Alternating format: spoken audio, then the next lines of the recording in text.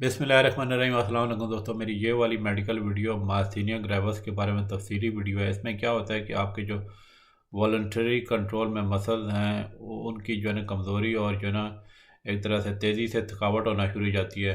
ये बेसिकली आपकी जो असाब और पट्ठों के दरमियान जो है ना एक तरह की कम्युनिकेशन में गड़बड़ होने की वजह से ये होती है बीमारी। इसका ऐसा कोई 100% क्योर नहीं है, लेकिन जो इसकी जो अलामात हैं उसको कंट्रोल करने के लिए काफ़ी अच्छे इलाज मौजूद हैं।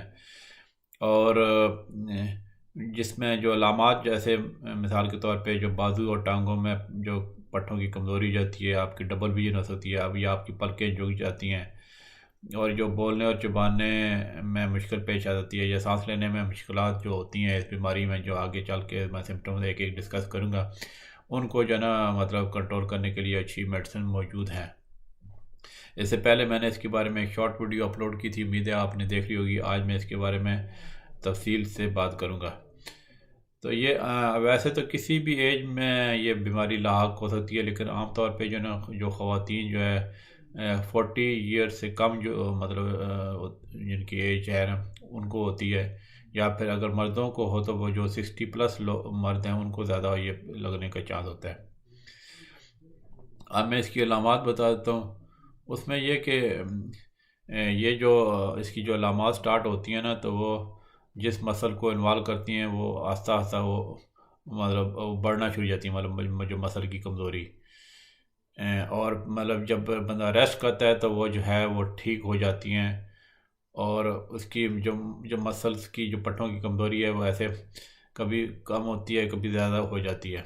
यानी कि आप जो जो भी मसल इसमें इन्वॉल्व हैं वो जब यूज़ करेंगे ना, तो वो जितना ज़्यादा यूज़ करते जाएंगे तो उतनी ज़्यादा वो कमज़ोरी होती जाएगी। और फिर ये कि जो है ना अगर ये बीमारी को सही तरह शुरू में इलाज ना किया जाए तो फिर यानी कि इसकी जो सिम्टम्स आस्ता आस्ता बढ़ना शुरू हो जाती हैं, और हमारे चंद सालों के बाद जो है ना इसकी सिम्टम बहुत ज़्यादा बढ़ सकती हैं। वैसे तो ये किसी भी आपकी जो वॉलंटरी मसल्स जो है ना मतलब जो है उसको इन्वॉल्व कर सकती है, लेकिन ये कि कुछ मसल ग्रुप होते हैं जो ज़्यादा इसमें इन्वॉल्व हो जाते हैं। मिसाल के तौर पे आपकी जो आँखों के मसल हैं, ये तकरीबन जो आँखों के मसल ये मतलब 50% से ज़्यादा लोगों को ये प्रॉब्लम होती है। उसमें क्या होता है कि आपका जो पलकें जो है ना वो एक साइड की या दोनों साइड की झुक जाती हैं, जिसको हम टोसिस कहते हैं। फिर आपको डबल डबल नज़र आता है, जिसको हम डिप्लोपिया कहते हैं, जो आपका वो हॉरिजॉन्टल भी हो सकता है, वर्टिकल भी हो सकता है। और इसकी इम्प्रूवमेंट हो सकती है डिप्लोपिया की जब आप एक अपनी आँख बंद करें तो, या मतलब वो थोड़ी देर के लिए ख़त्म भी हो सकता है।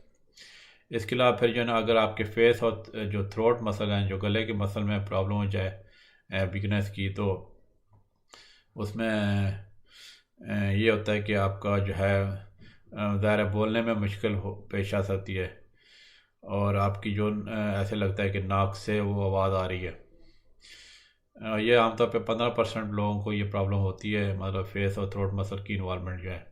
इसके अलावा आपको ज़ाहिर खाना खाने में मुश्किल पेश आ सकती है, और आपको चोकिंग हो सकती है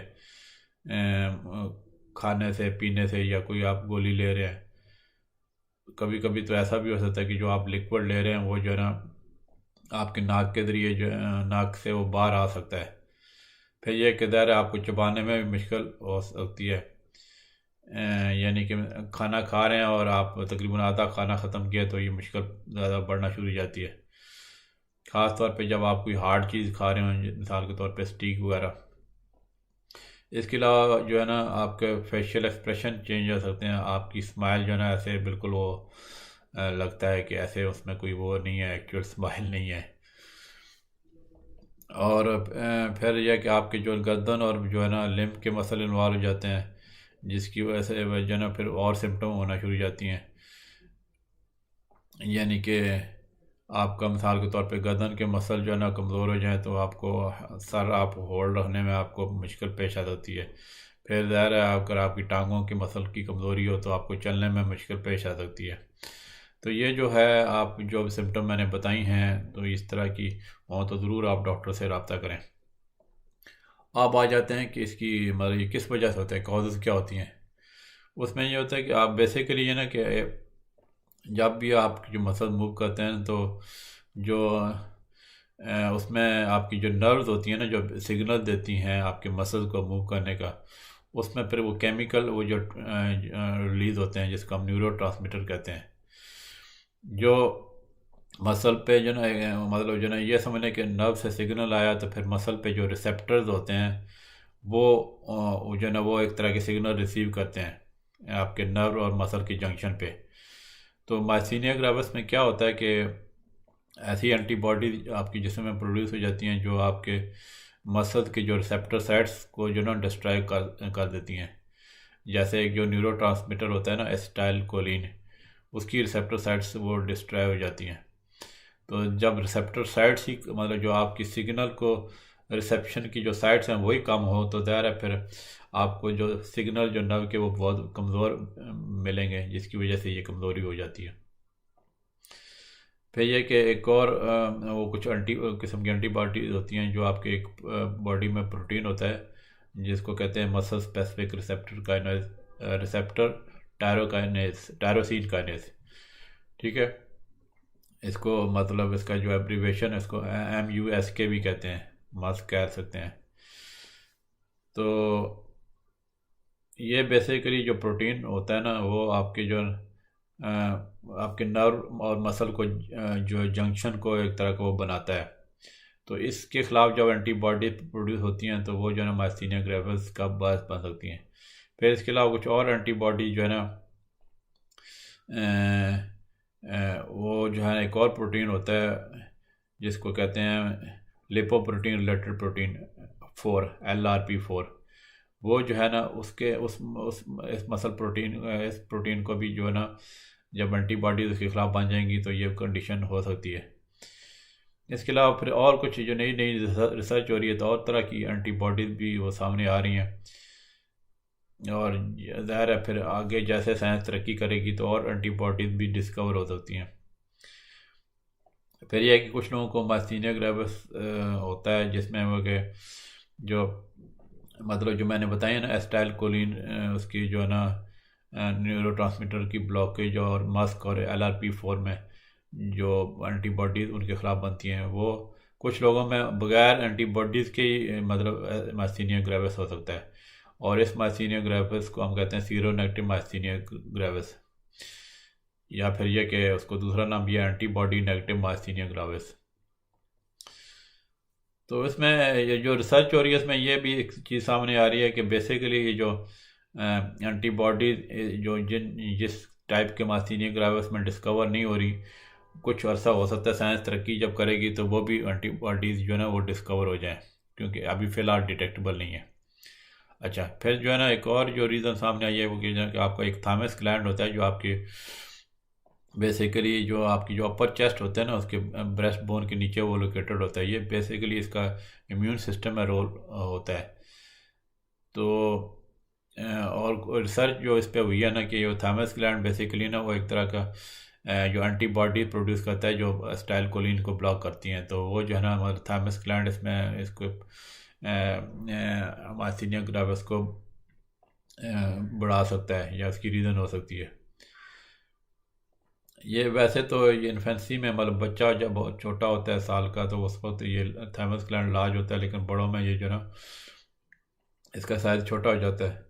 लेकिन ये कि कुछ बड़ी उम्र के लोगों में जब ये चीज़ सामने आई है कि उनको माइस्थीनिया ग्रेविस की, तो उनमें फिर थाइमस ग्लैंड भी जो है ना उनको लार्ज हो जाता है। फिर यह कि कुछ लोगों को जो ना थाइमस ग्लैंड के ट्यूमर्स भी हो जाते हैं जो बेसिकली आमतौर पे कैंसरस नहीं होते हैं, लेकिन ये कि वो जो है एक तरह की इसका सबब बन सकते हैं माइस्थीनिया ग्रेविस का।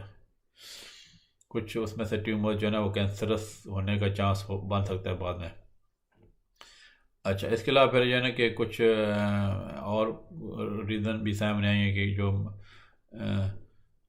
जो मतलब माएँ जिनको माइस्थीनिया ग्रेविस का प्रॉब्लम है वो ऐसे बच्चे भी मतलब उनको जो है ना लगने का चांस है जो जब उनसे बच्चे हों, तो लेकिन जिसको हम न्यूनेटल माइस्थीनिया ग्रेविस कहते हैं। लेकिन ये कि ऐसे बच्चों को अगर फौरी तौर पर ट्रीट कर लिए जाए तो आमतौर पर पैदाइश के 2 महीने बाद वो रिकवर कर जाते हैं। इसके अलावा कुछ बच्चों को आर्टरी प्रॉब्लम भी होती है, जिसको हम कहते हैं कंजेंटल मास्थीनिक सिंड्रोम। तो कुछ जो फैक्टर हैं जो आपके मास्थीनिया ग्रेविस को बहुत ज़्यादा बढ़ा सकते हैं, उसमें फटीक आ गई, मतलब ये नहीं कि अगर आपको वैसे थकावट है या फिर कोई इलनेस या इन्फेक्शन है या सर्जरी से ये आप गुजरे हैं किसी और प्रॉब्लम की वजह से या स्ट्रेस है, तो ये चीज़ें मतलब मास्थीनिया ग्रेविस को बढ़ा सकती हैं। फिर कुछ मेडिकेशन है जैसे बीटा ब्लॉकर है, क्विनिडीन है, क्विनिडीन सल्फेट है, फेनाटाइन है जो एंटी एपिलेप्टिक ड्रग है, और फिर कुछ एनेस्थेटिक्स और एंटीबायोटिक्स भी हैं जो इसके जो ना मास्थीनिया ग्रेविस को बढ़ा सकती हैं। फिर प्रेगनेंसी में भी ये बढ़ सकता है, और मेंस्ट्रुअल पीरियड जब आ रहे हैं तो उसमें भी ये थोड़ा उसका ये बढ़ सकता है। अब इसकी मैं कॉम्प्लिकेशन बताता हूँ। ये कॉम्प्लिकेशन जो है ना, ये उसकी भी ट्रीटमेंट हो सकती है, लेकिन कुछ कॉम्प्लिकेशन बड़ी लाइफ थ्रेटनिंग हो सकती है। एक कॉम्प्लिकेशन होती है जिसको हम कहते हैं मास्थीनिक क्राइसिस। उसमें क्या होता है कि ये बेसिकली एक लाइफ थ्रेटनिंग कंडीशन है कि आपकी जो मसल जो आपकी सांस को कंट्रोल करते हैं वो बहुत ज़्यादा कमज़ोर हो जाते हैं। तो ज़ाहिर है जब सांस की कंट्रोल वाले मसल कमज़ोर हो जाएंगे तो बड़ा एक इमरजेंसी सिचुएशन आ जाती है। इसमें इमरजेंसी ट्रीटमेंट और मैकेनिकल जो ना मतलब असिस्टेंस दी जाती है ब्रीदिंग के लिए, मतलब वेंटिलेटर पे पेशेंट डाला जा सकता है। और फिर इसमें ब्लड फिल्टरिंग थेरेपी दी जाती हैं ताकि जो ना आपको मतलब पेशेंट्स को जो ना खुद से वो सांस वो ले सकें। फिर ये कि थाइमस ग्लैंड ट्यूमर हो सकते हैं, मतलब जो ना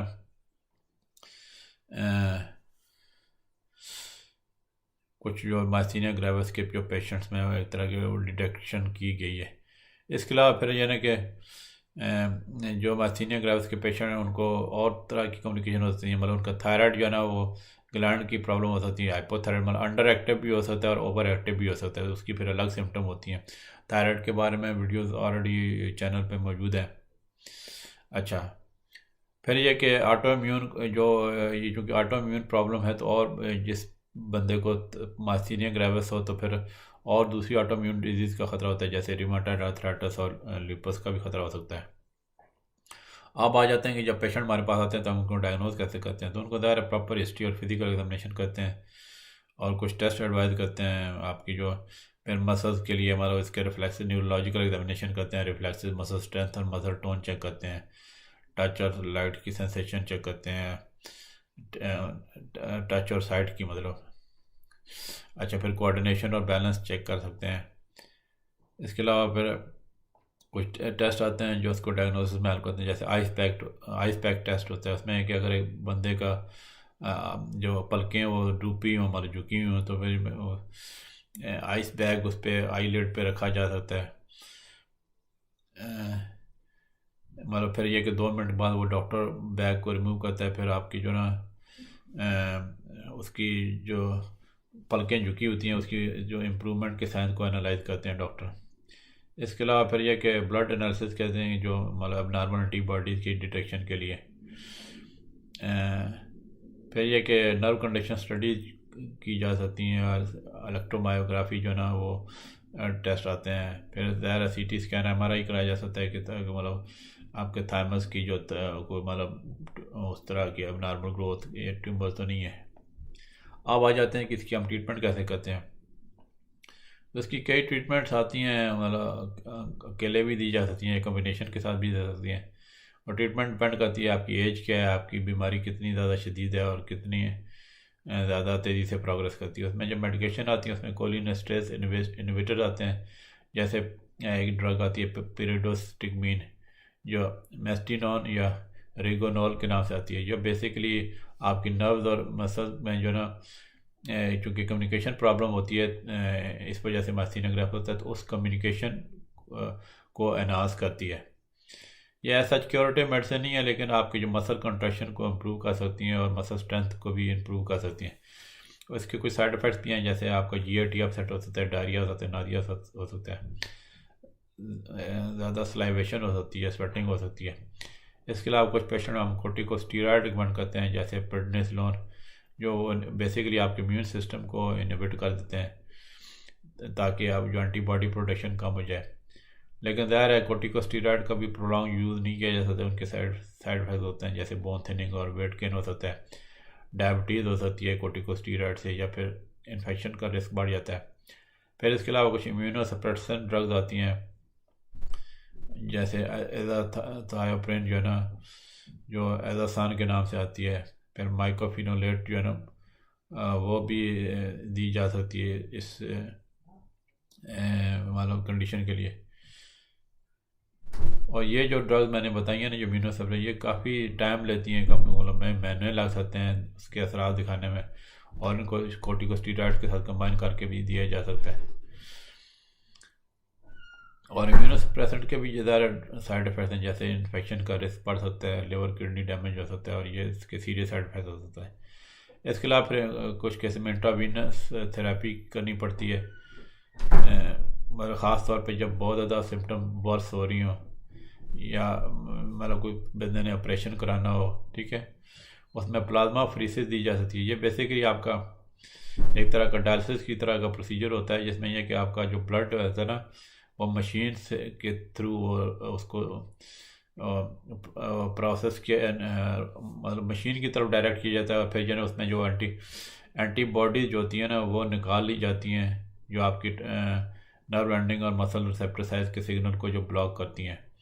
एक तरह का ये समझ लें कि ब्लड आपका फिल्टर हो के आता है, और मशीन के ज़रिए जब गुजरता है तो वही फिर जो है ना हेल्दी ब्लड आपका जब वापस आता है, तो उससे आपकी सिम्टम जो है ना इम्प्रूव हो सकती हैं।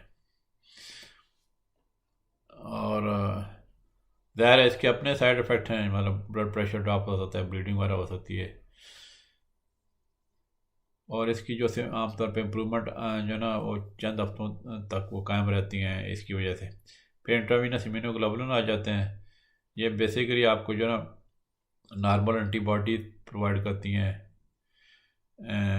और इसके बेनिफिट एक हफ्ते तक ही रहते हैं आमतौर पे, और जो है नहीं मतलब बेनिफिट मैं इसकी जो बात कर रहा हूँ ना इंट्रावीनस इम्यूनोग्लोबुलिन की, वो आमतौर पे एक हफ्ता लगते हैं मतलब उसके जो ज़ाहिर होने में, और तकरीबन 3 से 6 हफ्ते उसके बेनिफिट रहते हैं।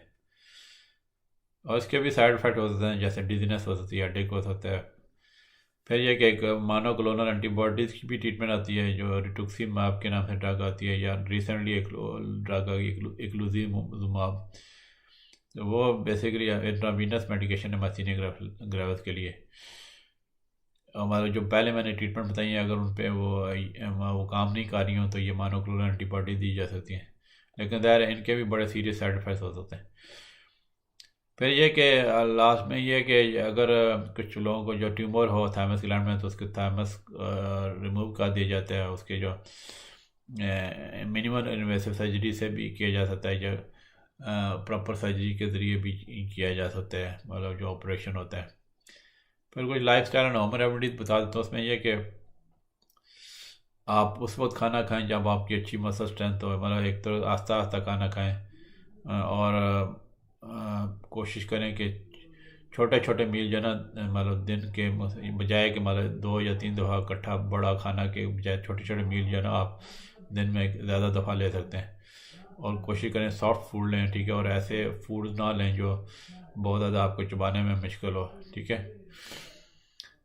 और फिर ये कि आप घर में दायर अगर चलने में मुश्किल हो रही है, तो सेफ्टी जो है ना वो प्रिकॉशन लें। ग्रैब बाल जो होती हैं, रेलिंग लगा सकते हैं, जहाँ पे मिसाल के तौर पे बाथरूम में, या फिर जहाँ पे आप स्टेप्स चलना पड़ता है सीढ़ियों के करीब, और ये वह सारा तो हमारा सेफ्टी प्रिकॉशन ले सकते हैं। फिर यह कि आप जो है ना अपने दांत ब्रश करने के लिए इलेक्ट्रिक टूथब्रश का इस्तेमाल कर सकते हैं। इसके अलावा फिर अगर आपको डबल विजन की प्रॉब्लम हो, तो आई पैच आपको हेल्प कर सकता है। जब आप मतलब पढ़ रहे हैं या मतलब लिख रहे हो या टीवी देख रहे हो, तो आई पैच जो है ना आप एक आँख पे लगा सकते हैं, फिर कुछ देर बाद दूसरी आँख पे लगा सकते हैं, ताकि आई स्ट्रेन कम हो जाए। तो फिर ये कि आप मतलब जो है ना ये जो है अपने कोई आपको काम है ज़्यादा शॉपिंग करनी या बाहर जाने की, तो उसमें यह कि जब आपकी ज़्यादा एनर्जी हो तो उसी वक्त वो काम करें, ताकि आपको ज़्यादा जल्दी थकावट ना हो। तो ये थी मेरी वीडियो जनाब मास्थीनिया ग्रेविस के बारे में। उम्मीद है आपको वीडियो पसंद आई होगी। अगर इसके बारे में कोई क्वेश्चन हो तो ज़रूर आप कमेंट्स में पोस्ट कीजिएगा। इंशाल्लाह मिलते हैं फिर अगली वीडियो में। ओके जी, अल्लाह हाफिज़।